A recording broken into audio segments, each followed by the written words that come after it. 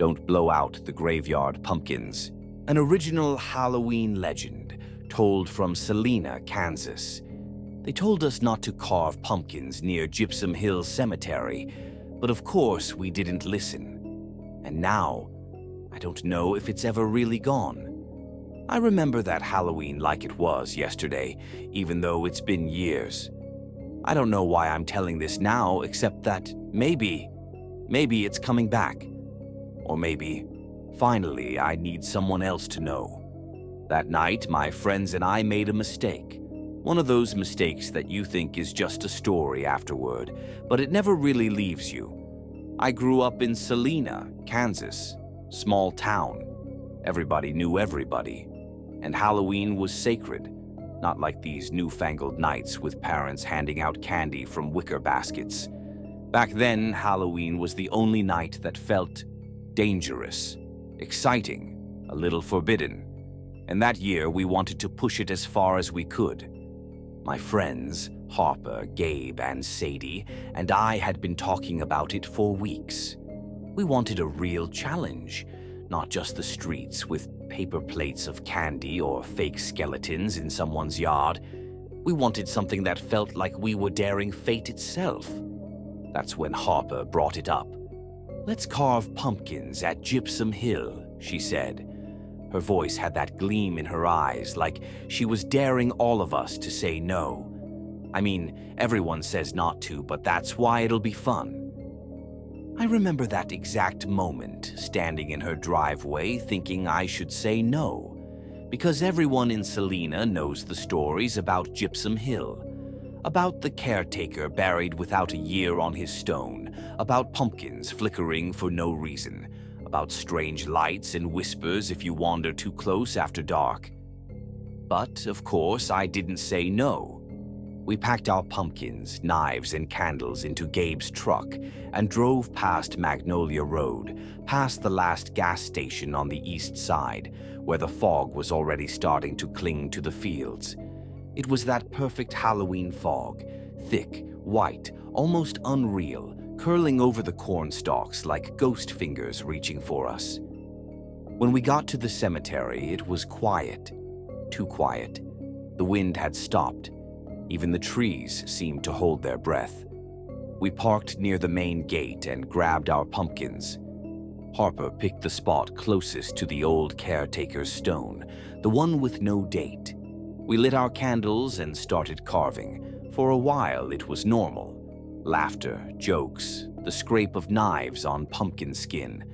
But then I noticed something. The fog. It didn't move. It just sat there like it was watching. And the deeper we went into the cemetery toward the older, unkempt graves, the more I felt it. That cold little poke in my chest that said, "This is wrong." "You guys feel that?" I asked, trying to make it casual. "Feel what?" Gabe said. "That air. It's still," I said. Harper glanced up. "Perfect night for pumpkins," she said, but her voice wavered slightly. She didn't sound sure. We finished carving. Each pumpkin had a jagged grin. The candles flickered against the fog like little signals. And then we made the mistake. We started blowing them out. It seemed innocent, a little playful. Sadie went first. "Make a wish," she laughed, and poof, her pumpkin went dark. Then Harper, then Gabe, then me. And the moment the last flame died, the air shifted. It wasn't a wind. It wasn't a sound. It was pressure, like the night itself exhaled all at once. And I could hear it, soft at first, a whisper. "Who blew them out?" I froze. The fog seemed to move then, curling around our ankles. My flashlight barely pierced it. But deeper in the cemetery, more lights appeared. Not ours, not real candles. Flickering orange points, dotting graves like eyes in the dark. "Guys," I said. My voice was shaking. Harper, Gabe, and Sadie turned toward me. That's when we saw it.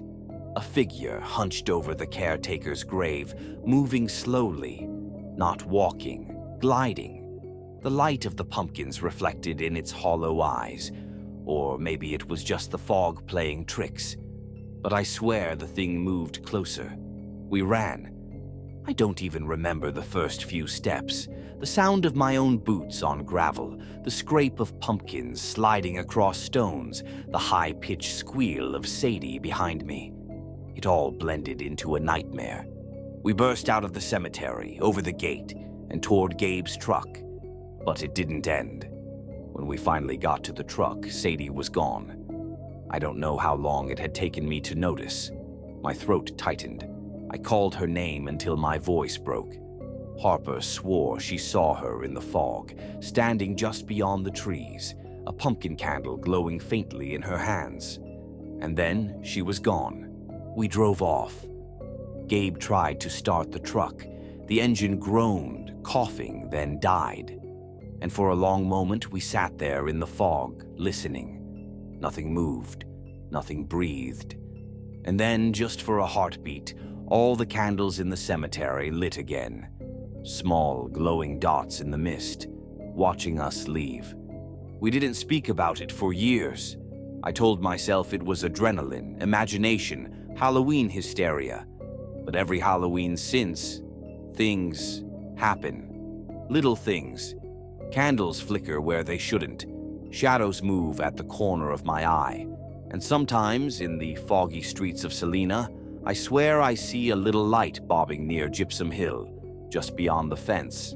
Last Halloween, I almost didn't drive past Magnolia Road. My hands shook on the wheel. The air was still, the fog hung low, and for a second, I imagined those lights again. I didn't stop, but I could feel it.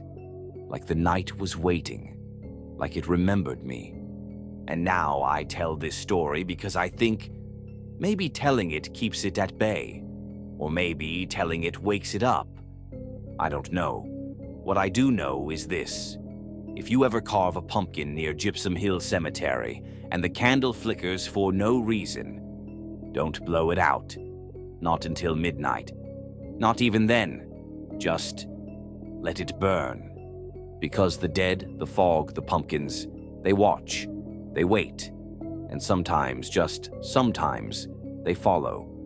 I can still see it in my mind, that hunchbacked figure, the caretaker's grave, the orange glow through the fog. And every Halloween, when the wind stops and the night goes still, I think, maybe it's back. Maybe it never left. I hear it sometimes, a whisper just outside my window. Soft, just under the hum of the streetlights. Who blew them out? And I know this story isn't over.